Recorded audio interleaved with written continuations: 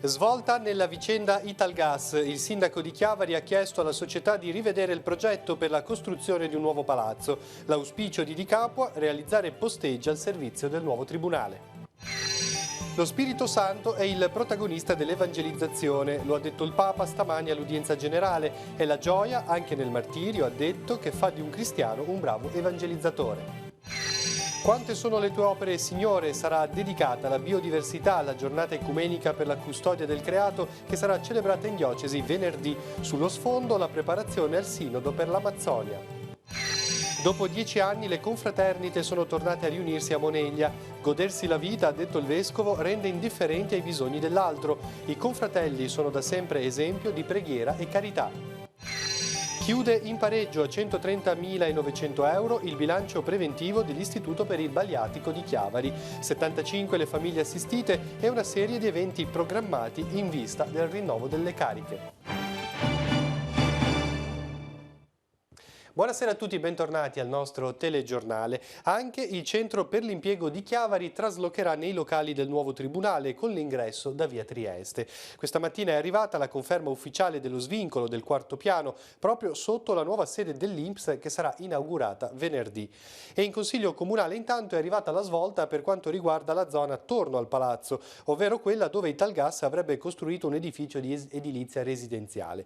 Ieri il sindaco Marco Di Capua ha annunciato di aver chiesto alla società di rivedere questo progetto. Sentiamo Emanuela Castello.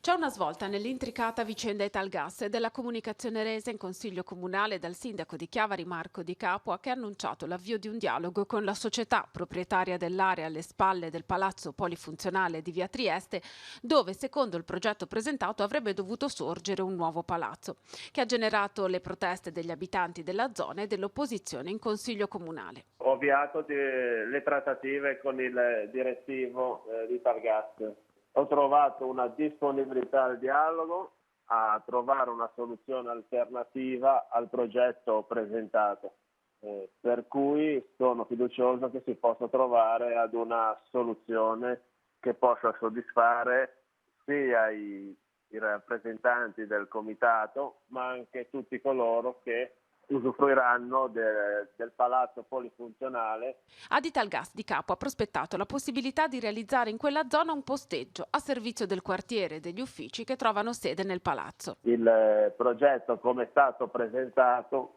poteva essere presentato anche se il PUC di Levaggi fosse stato approvato definitivamente.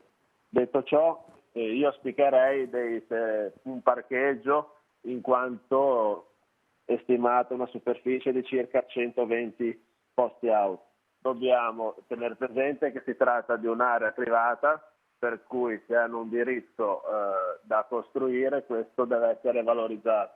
Si è anche parlato di un'eventuale cessione al Comune di Chiavari, però bisogna bene valutare i costi della bonifica. Il mosaico degli sportelli che si trovano o si troveranno in quello che avrebbe dovuto essere il nuovo Tribunale di Chiavari si compone da oggi di un nuovo tassello, perché è di stamattina la notizia dello svincolo del quarto piano da parte del Ministero della Giustizia, il che apre le porte al trasloco del Centro per l'Impiego. È arrivato l'ok definitivo da parte del Ministero di Grazia e Giustizia per lo svincolo del piano quarto, quindi il piano inferiore rispetto all'INPS, per cui c'è il via libera definitivo per scongiurare l'abbandono di Chiavari dal Centro per l'Impiego. Sul tema dell'area ex Italgas interviene oggi il consigliere Giovanni Giardini. Sono lieto, spiega, che in zona potranno sorgere posteggi rielaborando il progetto esistente. Ritengo quindi proficuo, aggiunge, il lavoro ad oggi da me svolto e avallato dal dirigente urbanistico regionale. Giardini tuttavia, per maggior garanzia al ritiro e all'annullamento degli elaborati, già approvati in Commissione Edilizia, assicura il suo impegno affinché l'annullamento diventi ufficialmente effettivo. Inoltre conclude, se le intenzioni del sindaco, nonché assessore all'urbanistica, sono queste, potrà portare in Consiglio Comunale le 189 osservazioni riferite a quell'area ed approvarle. C'è purtroppo una brutta notizia di cronaca. Un uomo è stato ritrovato privo di vita nei boschi di Perlezzi in Val d'Aveto, poco sopra la Malga. È successo intorno alle 14:30 di oggi. Secondo gli operatori della Croce Verde di Borzonasca si tratta di un 49enne che era nel bosco in cerca di funghi insieme ad un'altra persona. L'uomo sarebbe caduto nei pressi di un ruscello a causa del muschio e delle pietre scivolose, battendo la testa. È stato ritrovato intorno alle 14 dal suo compagno che appunto ha poi chiamato aiuto. Sul posto i vigili del fuoco di Chiavari, l'automedica del 118 di Lavagna, l'ambulanza della Croce Verde di Borzonasca e i carabinieri. Ora siamo all'informazione religiosa. All'udienza generale il Papa si è soffermato sul brano degli Atti degli Apostoli incentrato sull'incontro di Filippo con l'Etiope. Questa pagina, ha spiegato il Santo Padre, rivela l'importanza di comprendere la parola di Dio e i sacramenti e fa anche capire, ha aggiunto Francesco, che senza lo Spirito Santo non c'è evangelizzazione. La sintesi nel servizio. Lo Spirito Santo è il protagonista dell'evangelizzazione, lo ribadisce il Papa nell'udienza generale dedicata anche oggi alla catechesi sul libro degli Atti degli Apostoli. A braccio, Francesco fa un esempio.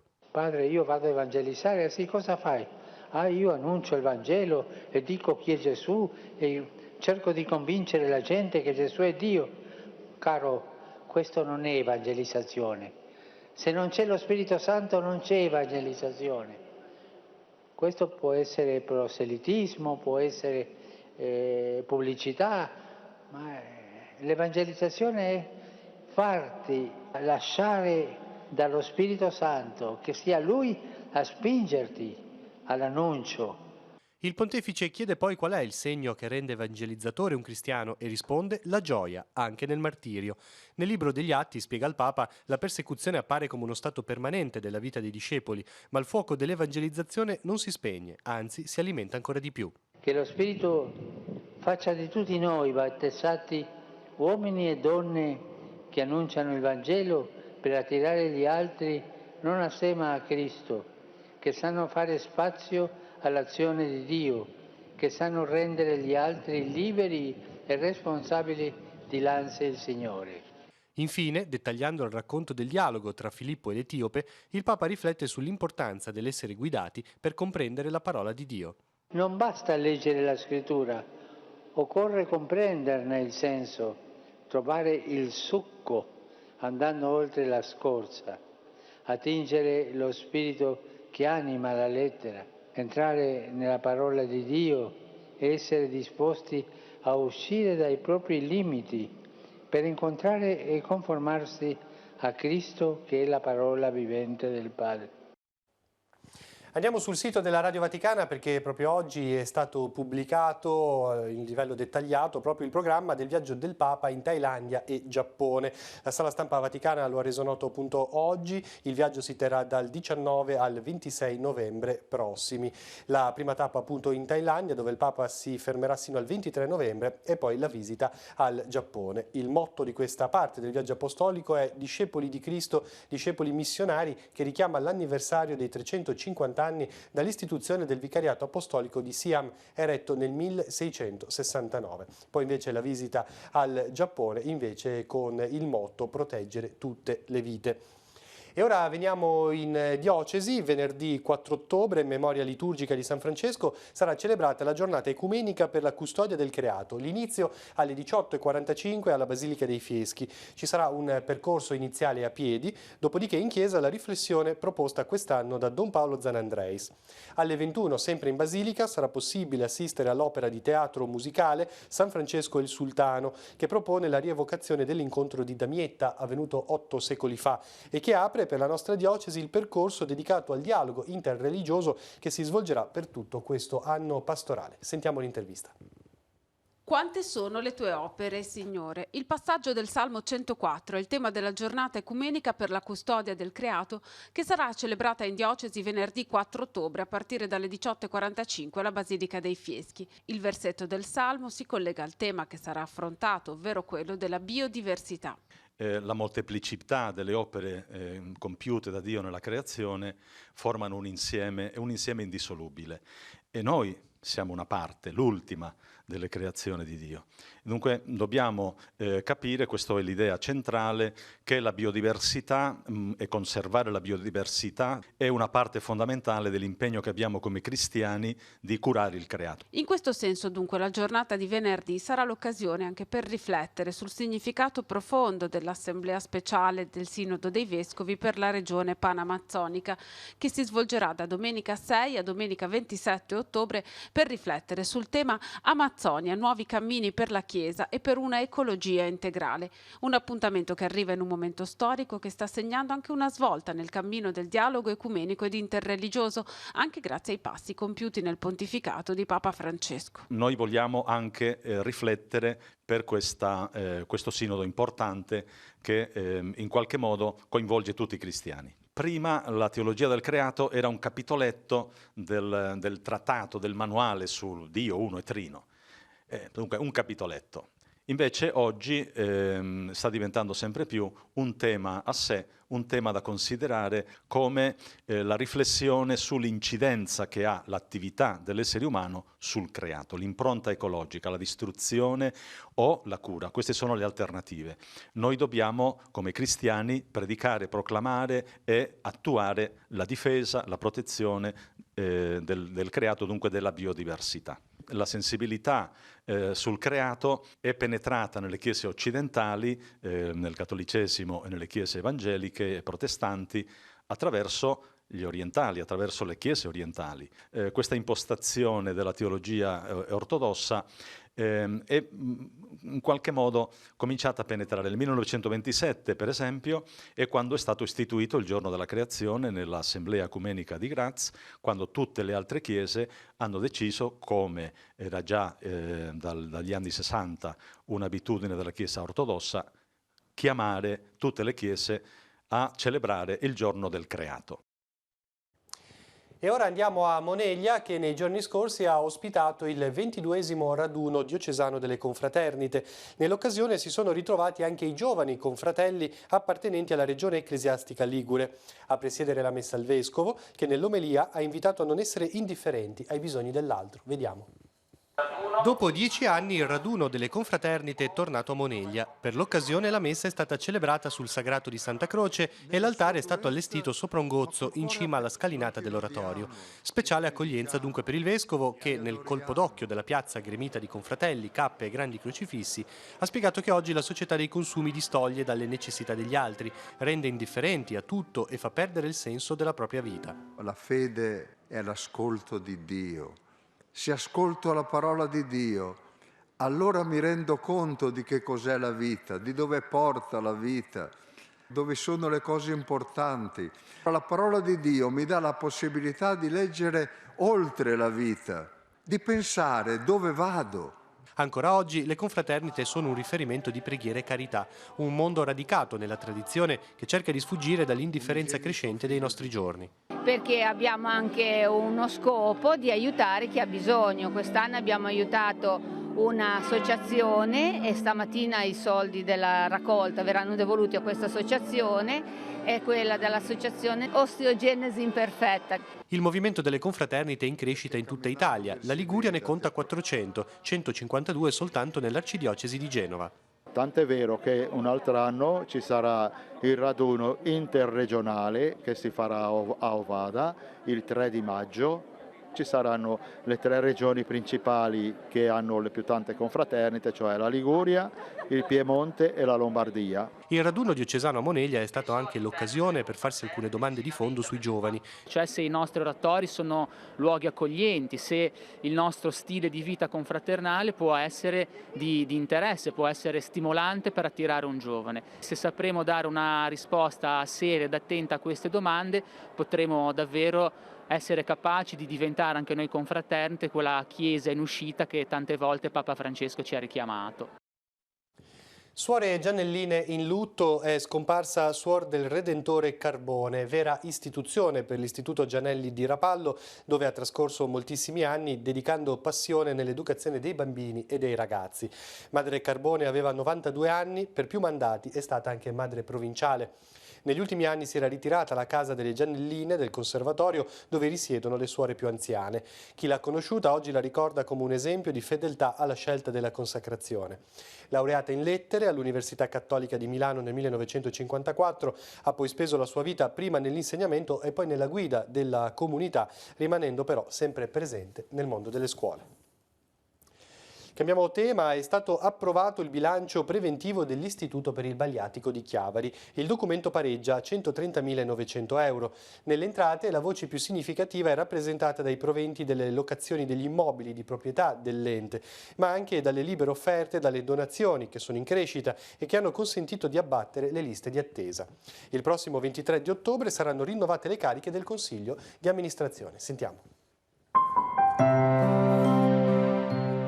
Il 10 febbraio del 1925 il Consiglio di amministrazione dell'Istituto per il Baliatico di Chiavari delibera la prima assistenza ad una bimba nata 4 giorni prima residente a Caperana, la cui famiglia versa in stato di povertà. Una missione a cui l'ente ha tenuto fede sino ad oggi con un numero crescente di assistiti, 75 le famiglie aiutate con un budget annuale di quasi 60.000 euro attinti dal patrimonio immobiliare dell'Istituto, frutto dei lasciti del fondatore, l'avvocato Antonio Daneri, e dalle libere oblazioni. Le oblazioni noi prudenzialmente le stabiliamo in 12.000 euro, ma negli ultimi anni hanno sempre superato i 20.000 euro. In più l'anno scorso si è chiuso il lascito testamentario del concittadino chiavarese Lamberto Garbarino, che ha dato un grosso contributo per la riduzione del debito che avevamo contratto in occasione del rifacimento delle facciate nel 2009, del rifacimento degli immobili dell'Istituto. La crescente sensibilità nei confronti dell'Istituto ha consentito negli anni di abbattere le liste di attesa. Era una problematica che l'Istituto aveva, cioè le mamme si rivolgevano a noi ma dovevano attendere 3, 4, 5, 6 mesi per poter entrare, perché purtroppo i posti disponibili erano limitati. Attualmente invece siamo riusciti, con un'attenta valutazione delle domande e anche con l'incremento delle disponibilità, a eliminare completamente le liste d'attesa. Un altro aiuto significativo è rappresentato dalle donazioni in natura, sia di vestiario sia di alimenti. Che provengono dal Banco Alimentare di Genova, che noi dobbiamo sempre ringraziare per il grande aiuto che ci dà, e poi vengono suddivisi dalle volontarie e vengono preparati appunto 75 sacchi di alimenti che vengono dati alle famiglie, che ricevono quindi circa 7-8 kg di alimenti tutti i mesi.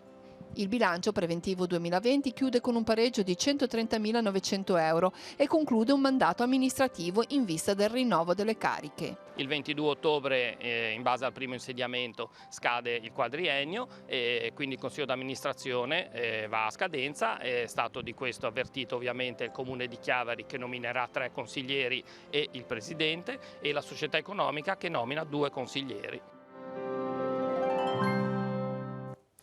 Per la cronaca, 2 interventi in rapida successione questa mattina dallo svincolo autostradale di Genova Est. Il primo è un incidente stradale avvenuto nella galleria appena dopo il casello. I vigili del fuoco hanno estratto una persona rimasta incastrata nell'auto e poi consegnata alle cure del 118. Vedete anche le immagini. Poco dopo un furgone ha preso fuoco nelle vicinanze.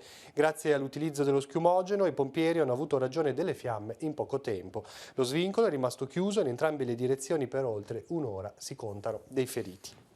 E il presidente della regione Liguria, Giovanni Toti, e l'assessore alla salute, Sonia Viale, hanno consegnato un doppio riconoscimento, una targa e una bandiera, a Daniele Asso, l'infermiere operatore del 118 di Genova, che nella notte tra mercoledì 18 e giovedì 19 settembre ha aiutato una donna a partorire facendo da ostrettico a distanza, al telefono, con il marito di lei. Il piccolo Eugenio è nato senza problemi a Recco, mentre i soccorsi erano in arrivo. La cerimonia è avvenuta nella sala caduti di Nassiria in regione Liguria. Toti ha messo in luce in particolare il sangue freddo e la professionalità dell'infermiere e ha annunciato che d'ora in poi la bandiera della regione Liguria sarà consegnata a tutti i liguri che si distingueranno per i propri meriti in diversi campi, dallo sport al lavoro, dalla cultura alla scienza. Viale infine ha esteso i complimenti a tutto il personale del sistema sanitario ligure, in particolare a chi lavora nella rete dell'emergenza, per il fondamentale, ha detto, faticoso e a volte oscuro lavoro compiuto ogni giorno. Sta per partire un nuovo anno di attività per la Bottega della Musica al Villaggio del Ragazzo di San Salvatore di Cogorno. Oltre ai corsi aperti a bambini e ragazzi, il centro mette a disposizione di gruppi musicali del territorio 2 sale prove attrezzate dove potersi esercitare. L'inaugurazione è per venerdì 11 ottobre alle ore 17. Sentiamo. La musica come strumento educativo ed inclusivo. Nella mission del Villaggio del Ragazzo questo aspetto è stato tenuto presente da sempre e ogni anno si rinnova attraverso l'esperienza della Bottega della Musica. Al centro di San Salvatore un ruolo centrale è giocato dalle 2 sale prova attrezzate per gruppi musicali, anche compositi, e ideate come punti di aggregazione per le realtà musicali del territorio, in linea con gli obiettivi e le finalità del villaggio. Il villaggio ha sempre considerato la musica come un mezzo per aggregare le persone e per crescere anche dal punto di vista personale. Ci ha sempre creduto, abbiamo una scuola di musica che da anni agisce sul territorio con buoni successi e abbiamo anche 2 sale prove attrezzate. Le sale prove, come tutti gli anni, riaprono quindi i battenti per tutti i gruppi del territorio che volessero avere un punto dove provare ad esercitarsi. Le nostre 2 sale prove sono aperte tutti i giorni, sia nel pomeriggio con orari da concordare, sia la sera dal lunedì al venerdì dalle 21 alle 23, mentre gli altri giorni anche il sabato nel pomeriggio. Sono a disposizione di tutti, ovviamente previa prenotazione telefonica, sono attrezzate ovviamente con strumentazione e amplificazione per ogni sala a disposizione un set completo, sono nel nostro centro di San Salvatore, liberissime e pronte per accogliere tutti i gruppi che nel territorio che vogliono voglia di suonare musica. Il nuovo anno di attività sarà inaugurato il prossimo 11 ottobre alle 17. I corsi sono aperti per bambini e adulti che vogliano cimentarsi con batteria, basso, canto moderno, chitarra, fisarmonica, musica d'insieme, pianoforte e tastiere. Per informazioni ed iscrizioni è possibile rivolgersi al centro di San Salvatore in corso 4 novembre a Cogorno o telefonare al numero 338 3499 761. Inizia domani il triduo di preparazione alla festa di Nostra Signora del Rosario nella parrocchia di Santa Sabina di Trigoso. Alle 20:30 la recita del Rosario e la messa con l'omelia di padre Lino Rinaldi Tagliani, missionario della Consolata. Venerdì alle 16 la messa per gli anziani e l'unzione degli infermi. Alle 17 la benedizione dei bimbi, la processione e l'offerta dei fiori a Maria. Al termine ci sarà un momento di festa per le famiglie al Circolo Ricreativo Familiare Sabino.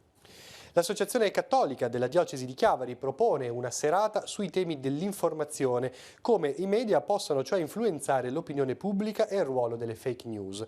L'incontro, intitolato Dov'è la verità?, avrà come ospite Stefano Pasta, giornalista e ricercatore all'Università Cattolica di Milano. L'appuntamento è per il 3 ottobre, domani, alle ore 21 nel seminario diocesano chiavarese. Adesso sfogliamo l'agenda degli appuntamenti, vediamo così tutti gli eventi in programma per la giornata di domani.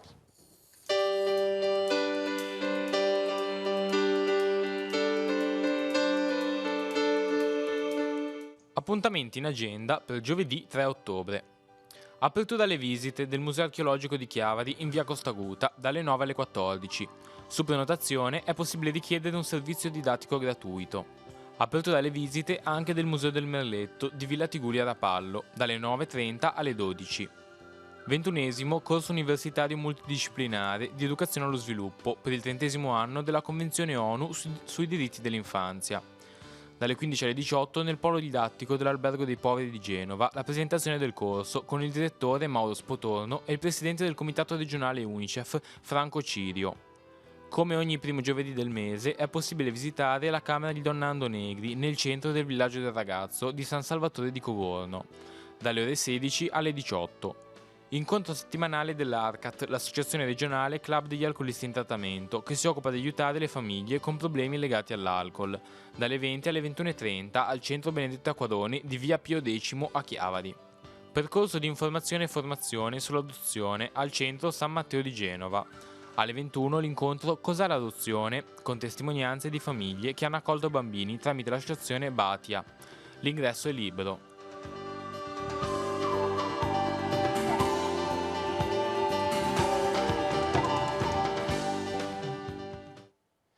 Concludiamo con una notizia di sport, parliamo di basket. Si è disputata nella palestra del Parco Tigullio a Lavagna la seconda edizione del torneo di basket femminile Memorial Carlo Parpaglione, figura di spicco nel mondo sportivo locale. Intanto vedete le immagini.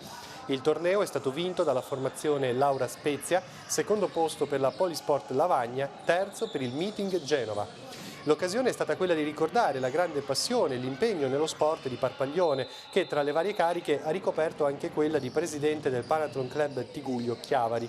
Al tempo stesso, sottolineare l'importanza dell'attività fisica e del movimento, soprattutto tra i giovani.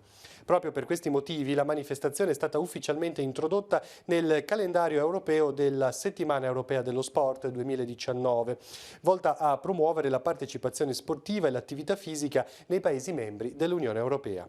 L'edizione di quest'anno si preannuncia particolarmente estesa, con la partecipazione di 32 paesi e 35 partner europei, tutti assieme per incoraggiare lo sviluppo di una società sana, felice ed inclusiva. L'apertura ufficiale con l'evento di inaugurazione è in programma il 23 settembre a Tartu, in Estonia, con eventi che vanno dal Festival della bicicletta per i bambini all'organizzazione di tavole rotonde a cui parteciperanno campioni e sportivi.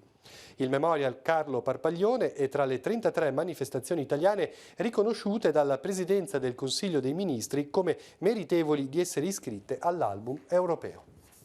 E con lo sport si conclude questa edizione del nostro telegiornale. Io vi ricordo che questa sera parte la nuova stagione di Missione Mondo, condotto da Don Siriac e Bigi Rimana, e questa sera potremo vedere il reportage realizzato da Missio Italia e guidato come sempre da Padre Giulio Albanese all'inizio del mese missionario. Tra l'altro quest'anno è l'ottobre, mese missionario straordinario. Grazie per averci seguito, ci ritroviamo domattina come sempre puntuali con la rassegna stampa. Come sempre continuate a seguirci sul sito teleradiopACE.com e sul canale All News 187. A domani, arrivederci.